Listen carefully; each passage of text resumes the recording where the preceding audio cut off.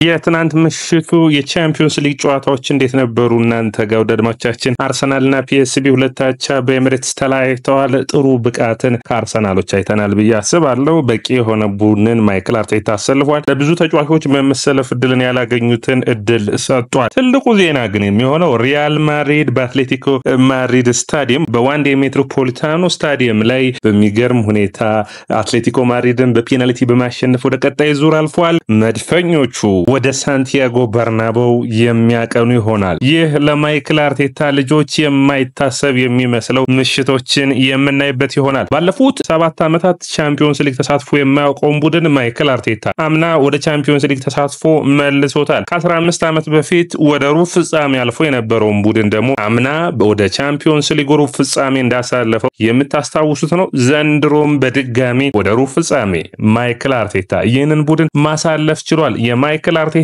የቻምፒዮንስ ሊግ ብቃቶች በጣም ጥሩ የሚባሉ እንደሆኑ ከጊዜ ወደ ጊዜ እያሳየ ይገኛል። አሁን አንድ ነገር ይቀራቸዋል። ይህ የመድፈኞቹ ብቃት በአውሮፓ መድረክ ላይ ትልልቆቹን ቡድኖች መቼ ነው የሚያሸንፉት? በጥሎ ማለፉ መቼ ነው የሚያሸንፉት? እነዛ ትልልቅ ምሽቶች ለአርሰናል የሚያስፈልጉ ይሆናል። አርሰናልና ሪያል ማድሪድ ከዚህ በፊት በ2005-2006 በሳንቲያጎ በርናባው ቴሪ ዳንኤል ሄንሪ ባስቆጠረው ጎል 1-0 አርሰናል ማሸነፉ የሚታወስ ነው። በዛ የውድድር ዓመት አርሰናል ለፍጻሜ እንደደረሰ የምታስታውሱት ነው። አሁን ግን ትኩረታችን ስለዛ ጨዋታ ስላልሆነ ስለ ትናንት ምሽቱ እናውራ። አርሰናል ከሪያል ማድሪድ ጋር መገናኘቱን እንዴት ታዩታላችሁ? የመጀመሪያው ጨዋታ በኤሚሬትስ ይደረጋል። ቀጣዩ ጨዋታ ደግሞ በሳንቲያጎ በርናባው ነው። እንግዲህ ተጠባቂ ጨዋታ የሚሆን ይሆናል። ምን ትላላችሁ? ኮሜንት መስጫ ቦክስ ላይ አሳውቁኝ። የነ ዊሊያም ሳሊባ፣ የነ ዲክላን ራይስ፣ ገብርኤል ማርቲኔሊ፣ ቡካዮ ሳካ፣ ገብርኤል ማጋሌስ እነዚህ ሁሉ ተጫዋቾች ኦዴጋርድን ጨምረው ወደ ሳንቲያጎ በርናባው አቅንተው ባለፉት 2 ዓመትና 3 ዓመታት በአርሰናል የታየውን ለውጥ ብቃታቸውን ያሳዩን ይሆን? የሚጠበቅ ነው የሚሆነው። የትናንት ጨዋታ ግን አስገራሚ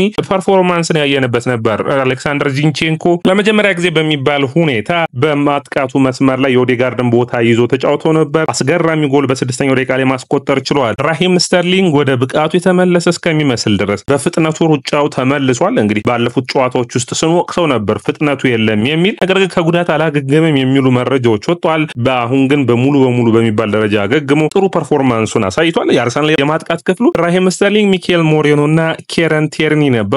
ለቢየር ዋይት ለጃኮብ ኪየርም እድል ሰጥቷል ማይክል አርቴታ። ይህ ጥሩ የሚባለው ለነ ጆርጂኒዮን ጨምሮ በዚህ ውድድር ዓመት አርሰናሎች ይህ የቻምፒዮንስ ሊግ እድልን በሚገባ መጠቀም ይጠበቅባቸዋል። ያንን ያሳዩን ይሆን? የምናይ ይሆናል። ዲክላን ራይስ በጭንቅላት ባስቆጠረው ጎል አርሰናል 2-1 እየመራ ነበር። ኢቫን ፐርሲች ነበር ለነሱ አንደኛውን ጎል ያስቆጠረው። በአጠቃላይ ጨዋታ 2-2 ተጠናቋል። በጨዋታው ላይ እንግዲህ ቁጥራዊ መረጃዎችን ስናይ አርሰናል 2 ፒኤስቪ አይንዶቨን 2 አስቆጥረዋል። 1.4 ኤክስጂ እና 1.5 ኤክስጂ ነው ሁለቱም ቡድኖች የፈጠሩት። አርሰናል እንግዲህ 9 ሽቶችን ሲያደርግ ፒኤስቪ ደግሞ 13 ሽቶችን አድርጓል። 7ቱ በአርሰናል በኩል ኦን ታርጌት ነበሩ። 51% የኳስ የመቆጣጠር ብቃት ነበራቸው። ራሂም ስተርሊንግ ምርጡ የአርሰናሉ ብቃት የትናንቱ ነው ምሽት ይሆን? በ39 ደቂቃዎች ውስጥ 2 አሲስቶችን አድርጋል። አርሰናልን ከተቀላቀለ ይህንን ያክል አሲስቶችን ማድረግ አልቻለም ነበር ከቼልሲ ከለቀቀ ጀምሮ። ትናንት የተሻለ ፐርፎርማንሱን ያየን ይመስለኛል በኔ እይታ። 23 ጊዜ ለአርሰናል በዘንድሮ ውድድር ዓመት ተጫውቷል። 10 ጊዜ ቋሚ ሆኖ ጀምሯል። ይህ ጥሩ ብቃቱ የሚባል ነው። በተለይ ለዚቼንኮና ለራይስ አሲስት ያደረገበት መንገድ ጥሩ የሚባል ነው። እንግዲህ በውድድር ዓመቱ እስከ መጨረሻ ድረስ አርሰናል የሚታገል ይሆናል። በመጨረሻዎቹ ደቂቃዎች ውስጥ ቢጫ ማየቱን ተከትሎ እንግዲህ ራሂም ስተርሊንግ በቀጣዩ ጨዋታ በአርሰናል በኤሚሬትስ በሚያደርገው ጨዋታ ላይ አይኖርም። ነገር ግን በሳንቲያጎ በርናባው ጨዋታ የሚመለስ ይሆናል። ፍጥነት ነበረው።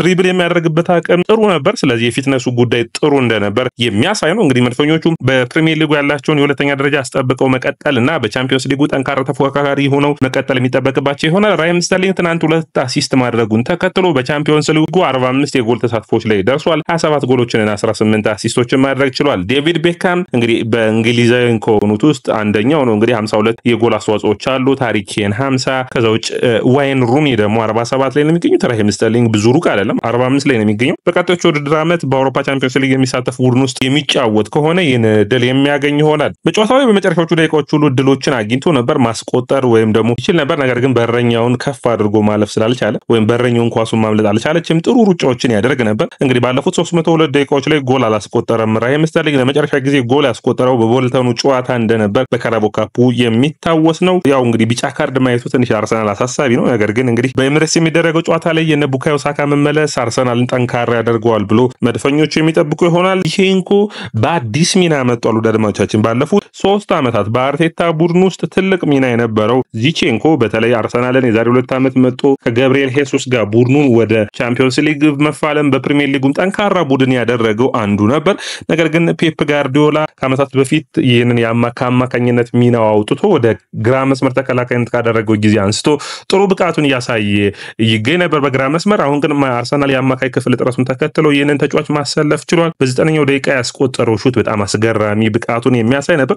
በሚገባ አቅም እንዳለው ያታያል። በታዳጊ ቡድን ውስጥ ከ8 ቁጥርና በ10 ቁጥር ሚና የተጫወተ ነው። እንግዲህ አርሰናል የቡካዮ ሳካ መጎዳት ተከትሎ በመስመር ተጫዋቾችን መፈለጋቸውን ተከትሎ ኢታን ንዋሪ ወደ መስመር እየተጫወተ ይገኛል። አምናና ታቻምና የነበሩት ኤሚል ስሚዝ ሮው እንግዲህ አሁን በፉልሃም ነው ያለው። ቬራ ወደ ፖርቶ ሄዳል። ኦዴጋርድን የሚያሳርፈው ተጫዋች ባለፉት ጨዋታ ውስጥ አልነበረም። አሁን ግን እንግዲህ ዚቼንኮን ቀይሮ አስገብቷል። ጥሩ ሚና ሲወጣ ይታያል። ጥሩ ፐርፎርማንስ ነው ብዬ አስባለሁ። አርሰናል ካሉት ስኳድ ተጫዋቾች አንጻር የዚቼንኮ ይህንን ሚና መስጠቱ ጥሩ የሚባል ነው። ፕረስ ማድረግ ላይ መሯሯጥ ላይ ጥሩ ፐርፎርማንስ፣ ከዛ ውጭ ሹት ማድረግ ላይም ጥሩ ብቃት እንዳለው የሚታወቅ ነው። እንግዲህ አርሰናል የራይስ እና የሞሪኖ በ8 ቁጥር ሚና ይጫወታሉ። ነገር ግን አርሰናል ማጥቃቱን በሚፈልግበት ጊዜ በ8 ቁጥር ሚና በቀሪው የውድድር ዓመት ጨዋታዎች ውስጥ ዚቼንኮን መጠቀም አንዱ ሚና ሊሆን ይችላል። በተለይ ዚቼንኮ እድሜው ገፋ እያለ ስለሆነ አሁን በእግር ኳስ ክህሎቱ የእግር ኳስ የመረዳት አቅሙ ከፍ እያለ ስለሆነ ዚቼንኮን በ8 ቁጥር ሚና መጠቀም ለአርሰናል አዋጭ ሊሆን ይችላል። ኦዴጋርድ እንግዲህ አንዳንድ ጨዋታዎች ላይ በሙሉ ፊትነሱ በቻምፒዮንስ ሊግ እንዲጫወት ስለሚፈልግ በተለይ በፕሪሚየር ሊጉ ጨዋታዎች ላይ አርሰናል ያንን ማድረግ ያለበት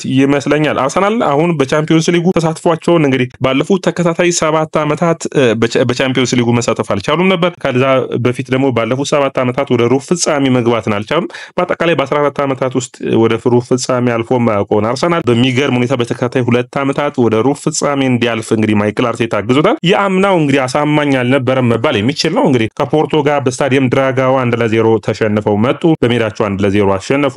የትሮሳርድ ጎል የሚታወስ ነው። በፔናልቲ 5-3 ማሸነፍ ችለው ነበር። ዘንድሮ ግን በአሳማኝ ብቃት ነው ከሜዳቸው ውጭ በፒኤስቪ አይንዶቨን ስታዲየም 7-1 አሸንፈው በሜዳቸው 2-2 አቻ መውጣታቸው ነው። እንግዲህ በትናንትናው ጨዋታ ላይ የማይክል አርቴታ የሙሉ ቡድን ተጫዋቾችን እኛን እያገዙን የነበሩትን ተጫዋቾች የጨዋታ ጊዜ መስጠት ይጠበቅብኛል በማለት ቤን ዋይትን፣ ጆርጂኒሆን፣ ዚቼንኮን፣ ቴርኒን፣ ራሂም ስተርሊንግን እድል ሰጥቷል። ይህ ጥሩ የሚባል ነው። የቡድን ስሜቱን የሚያነቃቃ ነው የሚሆነው።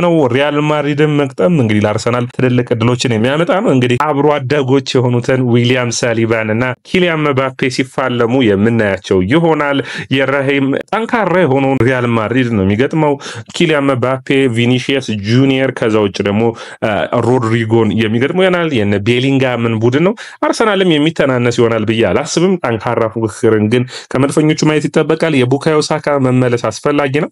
የማርቲኔሊ የነ ትሮሳርድ የአጥቂ መስመሩ፣ የራይስ ፓርቴ እና ኦዴጋርድ አማካኝ መስመር፣ የተከላካይ የሳሊባ፣ ገብርኤል ዋይት እና ቲምበር የሚጠበቁ ፍልሚያዎች ይሆናል። እነዚህ ትልልቅ ተጫዋቾች እንደዚህ አይነት ትልልቅ ፍልሚያዎች የራሳቸውን የሚያሳዩበት ይሆናል። ስለዚህ ተጠባቂ ጨዋታን የሚያደርግ ይሆናል። አምና እንግዲህ የምታስታውሱት ነበር የቶማስ ቱሄሉ ባየር ሙኒክ በሜዳው አርሰናልን እንግዲህ በጥሩ ፐርፎርማንስ ባይሆንም አቻ እንደወጣና ከሜዳው ውጭ ግን አርሰናልን 1-0 አሸንፎ እንዳለፈ የኪሚች ጎል የሚታወስ ነው። አርሰናል እንግዲህ ማይክል አርቴታ ቢጫ ካርድ ራይስን ሲያይ ቶሎ ቀይሮታል። ምክንያቱም 3 ቢጫ ካርድ ካየ አንድ ጨዋታ የሚያልፈው ይሆናል። ያንን መጠንቀቅ ይጠበቅበታል። ማርቲኔሊና ቲምበርም ይህንን በጥንቃቄ የመጀመሪያውን ጨዋታ ማድረግ ያለባቸው ይመስለኛል። ምክንያቱም በቀጣዩ የሳንቲያጎ በርናቦ ጨዋታ ላይ ጨዋታው እንዳያልፋቸው ቢጫ ካርዶች በቻምፒዮንስ ሊጉ ጨዋታዎችን ያሳልፏል። ያንን በጥንቃቄ መጫወት የሚጠበቅባቸው ይሆናል። አርሰናል እንግዲህ በፕሪሚየር ሊጉ ያለበትን ተፎካካሪነት በቀጣዮቹ 10 ጨዋታዎች ውስጥ የሚያደርግ ይሆናል።